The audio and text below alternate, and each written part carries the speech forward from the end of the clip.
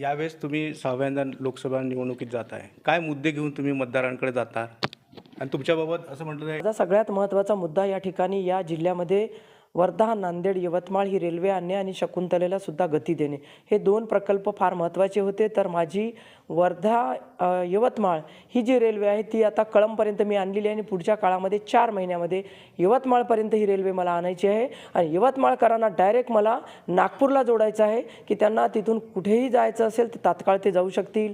Flight पकडायचं, railway पकडायची, नेत्यांना भेटायचं, तर सगळं काही त्या ठिकाणाहून होणार आहे. त्याच्यामुळे त्यावरती मी फोकस करते आणि या सगळ्या रेल्वेच्या प्रकरणामध्ये आदरणीय देवेंद्रजी फडणवीस साहेबांनी मला खूप मदत केलेली आहे. त्यावेळेला मुख्यमंत्री असताना आत्तासुद्धा शिंदे साहेबांनी त्यामध्ये खूप चांगला सहकार्य मला दिलेलं आहे. निधी वर्ग करायचा विषय असेल तर या सगळ्या गोष्टीमध्ये विशेष मी लक्ष देऊन आहे आणि राजकारणावर जसं लक्ष द्यावं लागतं तसं विकासावर सुद्धा भक्कमपणाने मी लक्ष देऊन आहे.